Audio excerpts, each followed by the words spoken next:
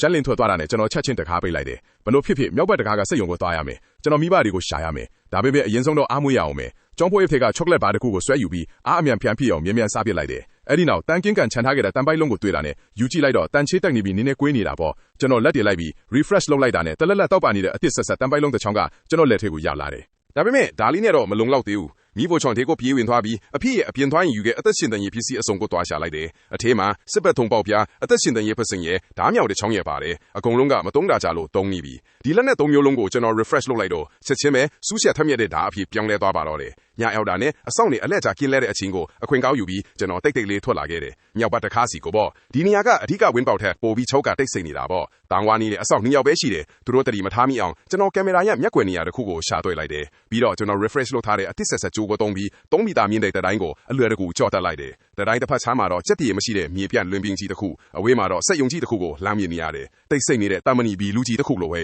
လေထဲမှာပုတ်အနတ်တွေကတင်းပြတ်နေတယ်မောင်မိုင်းနေတဲ့ပတ်ဝန်းကျင်မှာတော့ဇွန်ဘီတွေရဲ့အော်ဟစ်တန်တွေကတခါရံပဲ့တင်ထပ်နေတယ်ကျွန်တော်တန်ပိုက်လုံးကိုစုပ်ကိုင်းပြီးကိုနှင့်ကစက်ယုံဘက်ကိုအမြန်ဆုံးသွားနေခဲ့တယ်ဒါပေမဲ့စက်ယုံနားနီးလာလိဇုံဘီတွေပုံများလာလိပဲဖြိုချလူနီးပါနိုင်ရတစ်ခုရဲ့နောက်မှာပုံလိုက်တယ်စက်ယုံဝင်းပေါက်မှာဇုံဘီတသားစင်းလောက်စုဝေးနေတာကိုတွေ့ရတယ်စူညံတန်တစ်ခုကြောင့်ဆွဲဆောင်ခံရပြီးစက်ယုံရဲ့ပိတ်ထားတဲ့တန်တကားကြီးကိုဒေါတာတကြီးထူနှက်နေကြတယ်အထက်ကနေတော့ငိုထန်တွေအော်ဟစ်တန်တွေကတိုးလေးထွန်လာတယ်ကျွန်တော်မိဘတွေအထက်မှာရှိနေတာကျွန်တော်စိတ်တွေလှုပ်ရှားသွားတယ်ဒါပေမဲ့ကျွန်တော်ရဲ့စိတ်ကအတင်းဝင်ခုကြိုးစားလို့မရဘူးလို့တတိပေးနေတယ်ပတ်ဝန်းကျင်ကိုလေ့လာကြည့်လိုက်တော့စက်ယုံဘေးဘက်မှာမြေပြင်ကနေ4မီတာလောက်မြင့်တဲ့ပြတင်းပေါက်အမြင့်တွေတန်းကြီးကိုတွေ့လိုက်တယ်အဲ့ဒီကနေဝင်လို့ရနိုင်မလားဆုံးဖြတ်ချက်ချပြီးသားနဲ့ကျွန်တော်လှုပ်ရှားလိုက်တော့တယ်ကြောက်တုံးတုံးကိုဆွဲယူပြီးအဝေးကစွန့်ပစ်ကားတစ်စီးစီကိုအားကုန်ပစ်လိုက်တယ်ကားမှန်ကိုထိပြီးကြဲလောင်တဲ့အတန်ထွက်လာတာပေါ့တကယ်ပဲတကားဝကဇွန်ဘီတွေအာယုံစိုက်သွားကြတယ်တုံငင်းလေးလျက်ပြီးအတန်လာရဘက်ကိုတရွတ်ဆွဲသွားကြတာနဲ့ဒီအခွင့်အရေးကိုကျွန်တော်လက်လွတ်ခံလို့မဖြစ်ဘူးဆိုတာသိလိုက်တယ်စက်ယုံနိုင်ရစီကိုကျွန်တော်ပြေးသွားတယ်ကြောဘို့အိတ်ထက်ကဂျိုးတစ်ချောင်းကိုထုတ်လိုက်တယ်ချိတ်တက်ထားတဲ့ကြိုးကိုအားနဲ့လွှဲပစ်လိုက်တော့ပြတင်းပေါက်ပေါင်းမှာခိုင်မြဲမြဲစိုက်ဝင်သွားတယ်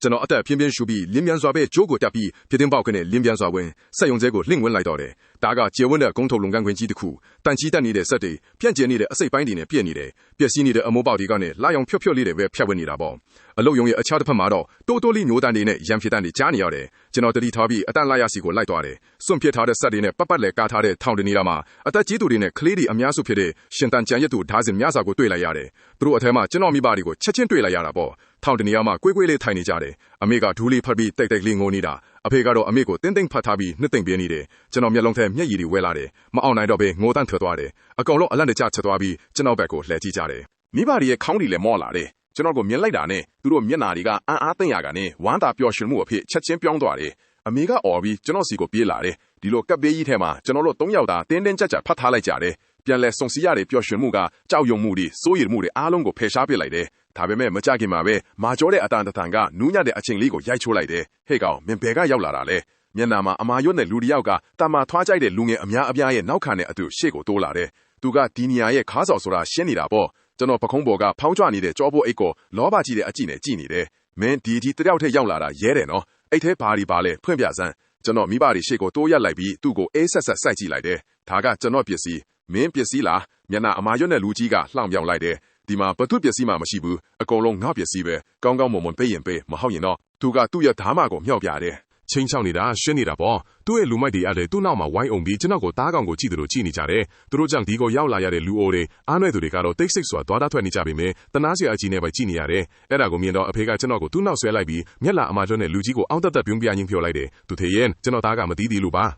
သူ့အိတ်ထဲမှာအစာလေးနည်းနည်းပါးပဲရှိတာပါအကုန်ယူသွားပါသူ့ကိုတော့ဘာမှမလုပ်ပါနဲ့လို့အတနာခံလိုက်တယ်ဒါပေမဲ့နောက်ကျသွားခဲ့ပြီလေစကားကခနဲ့တက်ရေမောလိုက်သည်ငါသူ့အိတ်ထက်ကပစ္စည်းတွေလောက်နဲ့မပြီးတော့ဘူးငါသူ့အသက်ကိုပါလိုချင်တယ်လို့ကျင်ဝါလိုက်တယ်သူစကားပြောလို့မဆုံးသေးဘူးစကားကကျွန်တော်စီအသားကုန်ပြေးဝင်လာတော့တာပဲကျွန်တော်မျက်လုံးထဲမှာတော့အေးဆက်အလင်းတန်းတစ်ခုဖြတ်ပြေးသွားတယ်နောက်ဆုံးမဲ့အစကျွန်တော်ကရှစ်ထလန်တိုးလိုက်တယ်လက်ထဲကထံပိုက်လုံးကိုအားပြင်းဝှေ့ရမ်းလိုက်တာစကားရဲ့လက်ကဝက်ကိုပြင်းထန်စွာရိုက်မိသွားတယ်ခနဲ့အထံပြင်းထပ်ပေါ်လာပြီးစကားရဲ့လက်ကဝက်ကအယို့အစစ်လွဲသွားသလိုကောက်ကွေးသွားခဲ့တယ်အားလုံးအန်အော်တုံလုပ်ပြီးကိုစီရက်တန်သွားကြတယ်ပိန်ညောင်ကလေးတယောက်ကဒီလိုပြန်တိုက်ခိုက်လိုက်မယ်လို့ဘယ်သူမှမထင်ထားခဲ့ကြဘူးလေနာကျင်လွန်းလို့စကားတယောက်ချွေးတွေတန်းတွေကျနေပြီးသူမျက်နှာကလည်းရုပ်ပြက်ဆင်းပြက်ဖြစ်လို့အော်ဟစ်နေတာကမဲငါကိုရိုက်တာလားဖမ်းတာငါသူ့ကိုတဲချင်းစိတ်ပေါက်အောင်လုပ်ပြစ်မယ်တဲ့ ဒါနဲ့ဒေါသထွက်နေတဲ့လူမိုက်တွေကလည်းတတိပြန်ဝင်လာပြီးကျွန်တော်စီအော်ဟစ်ရင်ပြေးဝင်လာကြတယ်ကျွန်တော်လည်းကြောပွဲကိုမိဘတဲ့စီပေးလိုက်ပြီးတံပိုက်လုံးကိုခုခံဖို့မြောက်ကိုက်လိုက်တယ်လူမိုက်တငေါကတစ်သားတုံနဲ့ကျွန်တော်ကိုရမ်းလိုက်တာကျွန်တော်ကလည်းဘေးကိုရှောင်ရင်လက်ကဝက်ကိုဖြတ်ခနဲ့လုတ်လိုက်တာတံပိုက်လုံးရဲ့အချတစ်ဖက်ကသူ့ရဲ့ပေါင်ချံကိုတဲ့ထိသွားတယ်သူလည်းချက်ချင်းအော်ဟစ်ပြီးကိုနှစ်ချမ်းခေါက်လဲကျသွားတော့တာပဲအဖို့အလုံးမရှိဘူးထိတဲ့နေရာတိုင်းကလည်းအားနဲ့တဲ့အစ်စ်မြစ်တွေချစ်ပဲကိုကာကွယ်ယုံလေးပါပဲသူတို့ကိုပို့ပြီးထိတ်လန့်စေတာကတော့ကျွန်တော်ရဲ့ခန္ဓာရည်ကအဆုံးမရှိဘူးလို့ထင်ရတာပ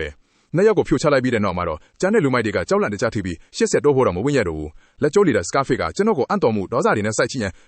်မင်းကဘာလို့လဲမင်းကလည်းစွန့်ရင်ပိုင်ရှင်လားလို့ထစ်အားမေးလာတယ်ကျွန်တော်သူ့ကိုပြန်မဖြစ်ဘူးအေးဆက်တဲ့မဲလုံးတွေနဲ့ပဲစိုက်ချင်နေလိုက်တယ်ကမ္ဘာပြက်ကကာလအထင်ဒီလေးဒီတလျှောက်ကျွန်တော်ခံစားခဲ့ရတဲ့ဆင်းရဲဒုက္ခတွေအကုန်လုံးကဒီအချိန်မှာတော့ဒေါသဖြစ်လုံကျွမ်းနေပြီလေသွားမလားတည်မလားကျွန်တော်ရဲ့ရက်ဆက်တဲ့စကားတန်ကသူတို့အားလုံးကိုတုံ့လုပ်သွားစေခဲ့တယ်စကားဖေးရဲ့မျက်နှာကပြတ်သွားတယ်ဒီလိုအန်တီအများနဲ့သူတယောက်နဲ့ရန်ဆက်မလိမ့်မယ်လို့သူဘယ်တော့မှမထင်ခဲ့ဘူးလေဒါပေမဲ့ဒီလိုထိတ်တဲ့ရန်ဆက်မှုတွေဆက်ဖြစ်နေတော့မှပဲရုတ်တရက်ဆိုသလိုစက်ယုံရဲ့တန်တကားကြီးကဒုံကနေကျက်လောင်တဲ့အတန်နဲ့ပွင့်ထွက်သွားတော့တယ်ဒုတိယအကြိမ်တတိယအကြိမ်မြည်ဟိတန်တွေဆက်တိုက်ထွက်လာပြီးလူအုပ်ကြီးကထိတ်လန့်တကြားအော်ဟစ်ကွန်ကြတယ်အပြင်ဘက်ကဖုတ်ကောင်တွေကတကားကိုရိုက်ချိုးနေကြတာလीဘာတွေဖြစ်နေတာလဲဖုတ်ကောင်တွေကဘာလို့ရုတ်တရက်အော်ဟစ်နေကြတာလဲဆိုတဲ့ထိတ်လန့်မှုကတော်မီလိုပဲပြန်လည်သွားခဲ့တယ် Scarface လည်းဒီအချိန်နဲ့တော့အချိန်မရတော့ဘူးလူမိုက်တချို့နဲ့အတူသူတို့ရဲ့ခန္ဓာကိုယ်တွေပစ္စည်းတွေကိုသုံးပြီးရှော့ချနေတဲ့တကားကိုအထက်အတန်ထိန်းထားဖို့စ조사ကြတယ်ဒါပေမဲ့ဖုတ်ကောင်တွေကအများများလွန်းတယ်တကားကလည်းရိုက်ခတ်မှုတွေကြောင့်အကြီးအကျယ်ပျက်စီးနေပြီးပတာကလည်းတကြွေးကြွေးမြည်နေပြီးပြိုးကျလူနီးကအချင်းတွေမှာတော့လူတိုင်းကိုစစ်ပြက်အားငယ်မှုကဖုံးလွှမ်းထွားခဲ့တယ်ကျွန်တော်မိဘတွေလည်းကြောက်လန့်တကြားတုံ့ရင်နေကြတယ်ကျွန်တော်လက်ကိုတင်းတင်းစော့ကန်ရင်